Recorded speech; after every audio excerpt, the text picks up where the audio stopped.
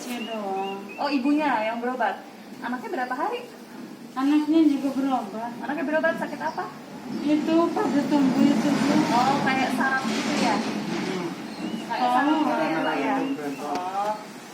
Saya minta waktunya sebentar aja ya. Saya mau ngejelasin tentang malnutrisi pada balita. Ini kan penting banget ya, maksudnya malnutrisi itu tentang keadaan gizi anak ya. Apalagi kan ibu baru ngelahirin, jadi kan pasti ilmunya tuh penting sedikit aja gitu ya.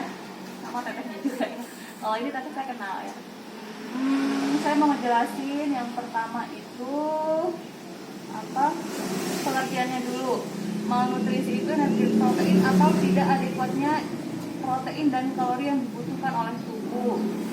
Terus malnutrisi adalah keadaan kurang gizi yang disebabkan oleh rendahnya konsumsi energi dan protein dalam keadaan sehari-hari sehingga tidak memenuhi dalam angka kecukupan gizi. Maksudnya itu energi yang dibutuhkan sama anak itu tidak tercukupi.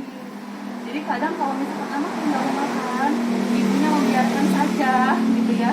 Padahal anaknya itu bisa kekurangan gizi.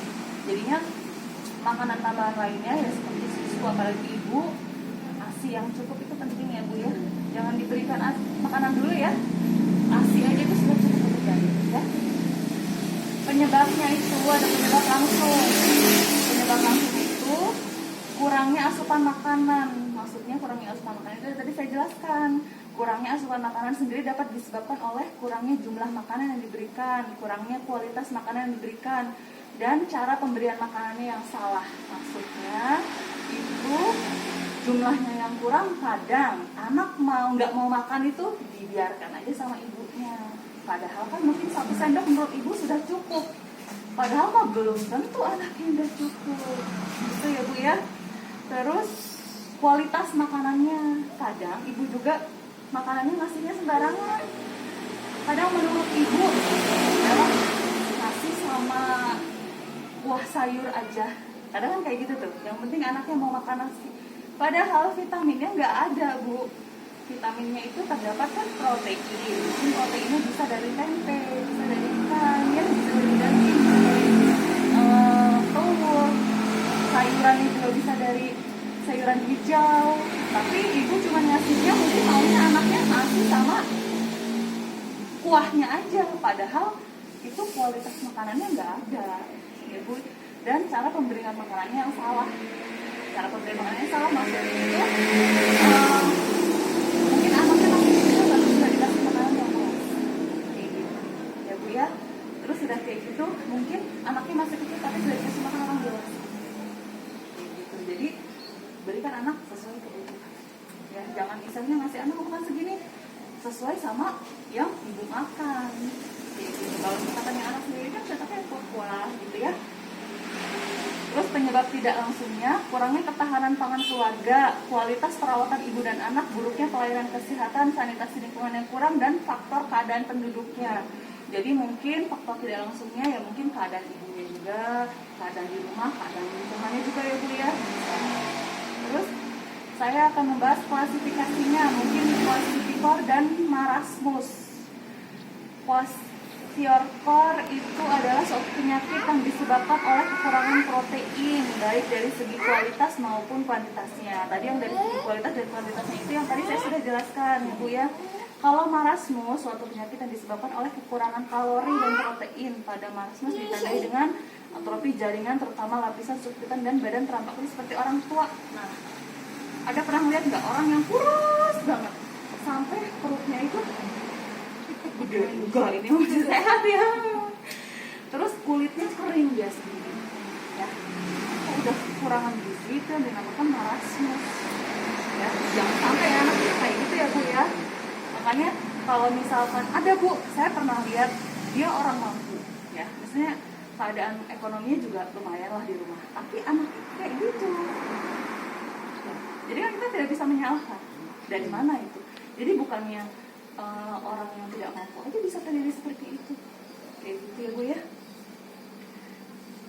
Tanda dan gejala dari malnutrisi, kelelahan dan kekurangan energi. Jadi anak itu kayaknya kelihatannya lemas aja Bu. Pernah nggak kelihatan kayak gitu? Kayaknya lemas aja gitu tuh, maunya tidur aja. itu harus curiga ya, kita sebagai orang tua. Terus pusing, emang anak nggak pernah ngeluh pusing ya, tapi biasanya kan anak rewel ya. Kalau misalkan dia kurang makan itu pasti rewel ya. Sistem kekebalan tubuh yang rendah mengakibatkan tubuh kesulitan untuk melawan infeksi. Biasanya anak-anak yang kena kekurangan gizi itu dia bakal cepat sakit. Mau dia diare, mau dia itu demam, terus batuk pilek, itu curiga juga ibunya. Biasanya anak itu sering sakit perut. Kita curiga apa anak itu dia kekurangan gizi apa. Terus kulit yang kering bersisik. Nah itu tadi saya bilang marasmus itu kan tanda-tandanya dia kulitnya bersisik, perutnya dia rada besar ya, kayak gitu.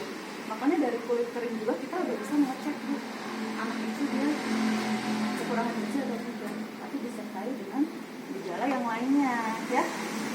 Gusi bengkak, gigi membusuk, sulit untuk berkonsentrasi, badannya pastinya ya, berat badan berkurang itu sudah pasti ya. Karena itu tanda awal-awalnya kekurangan gizi itu kan dia setiap bulan pasti berat badannya turun aja. Makanya kenapa harus sering ikut posyandu ya bu, biar bu bidannya juga bisa tahu si anak ini nih kekurangan gizi atau tidak. Kalau misalkan emang anak ini kurang gizi, bisa pasti kita berikan biskuit atau susu ya. Makanya perlu, penting banget untuk ibu-ibu itu datang ke posyandu itu penting banget, yang punya balita di bawah 5 tahun. Terus pertumbuhannya juga lambat. Jadi kadang ada ibu-ibu yang ngomong ke saya begini, nanya ya, Bu, kok anak saya perkembangannya lambat banget ya? Anak pertama mungkin sudah bisa jalan, anak saya belum. Kayak gitu. Karena apa? Pola asuh kita juga kan beda sama tetangga itu. Ya, jadi jangan disamakan. Kitanya juga perlu mawas diri lah, perlu curiga ya. Kitanya juga perlu introspeksi dan kita sudah benar belum memberikan makan pada anak. Kayak gitu ya Bu. Terus perut kembung. Tadi saya bilang perut kembung besar ya. Terus apa lagi nih? Tulang mudah patah, terdapat masalah pada fungsi dan tubuh. Komplikasinya kalau misalkan anak sudah gizi buruk lah ya bu ya, udah kekurangan malnutrisi, maksudnya udah terjadi malnutrisi pada balita, itu penyakit penyertanya biasanya diare. Kalau misalkan anak udah gizi buruk atau malnutrisi balita itu biasanya dia disertakan sama diare. Dia sudah kurang makanan, tapi dia diare. Kebayang nggak? Tambah kecilnya nih si anak ini. Ya, makanya harus perlu hati-hati. Anemia, gangguan tumbuh kembang, dia nggak bisa berkembang, jadi kecil aja badannya. Terus kalau marasmus itu infeksi, tuberkulosis, parasitosis, disentri. Disentri itu kan sama kayak diare ya.